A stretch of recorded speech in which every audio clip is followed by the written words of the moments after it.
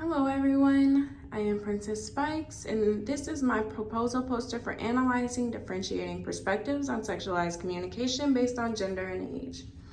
Here we have our introduction, which tells us that sexualization used to be a symbol of empowerment, but over time it has turned into a way to objectify individuals. The purpose of this study is to extend the research on sexualized communication by analyzing where it comes from, where it occurs, and how it affects the psychological state of various gender and age groups.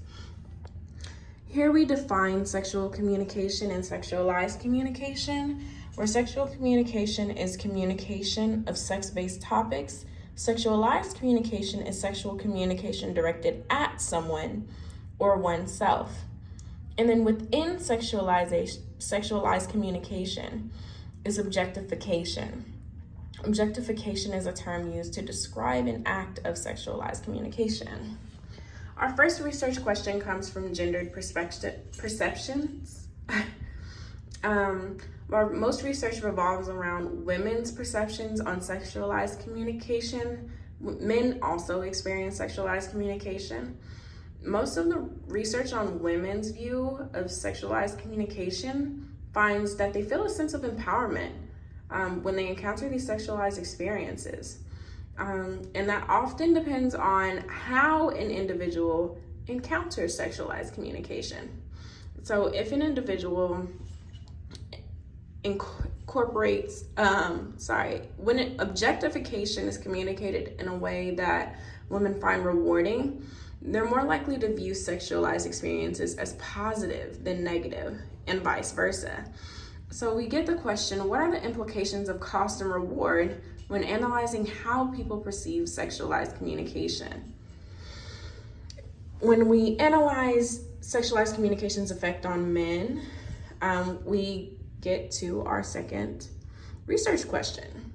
While there's not much research on men's perspective on sexualized communication, we do find that men do like to be sexualized as well. And they like to be sexualized for a different reason than women. Men find a sense of masculinity and dominance when they're viewed as the socially accepted, fit, and muscular. Which leads us to our question, how does sexualized communication impact the perception of enacting gender-based roles? When it comes to how individuals interpret sexualized communication, social learning theory can help us kind of direct where that comes from.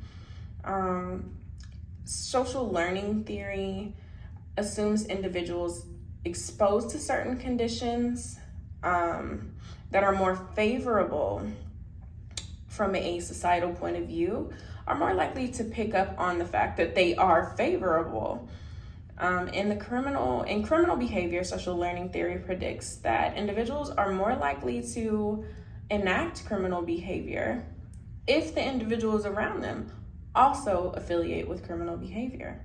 This can also be applied to sexualized communication and how individuals view sexualized communication. Individuals in a community that embrace sexualization may view sexualized communication as a positive social experience, whereas individuals who are in a community that view sexualization as a form of objectification may view sexualized communication as a negative social experience.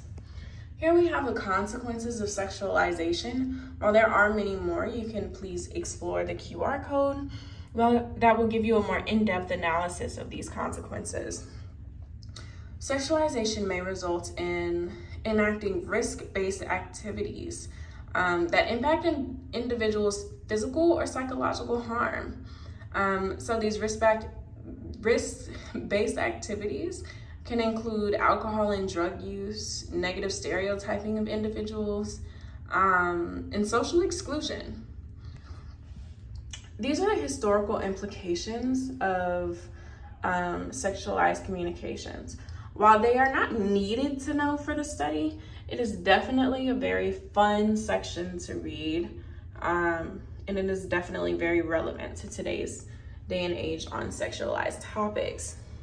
For more information, please scan the QR code so you can read the full analysis. Thank you.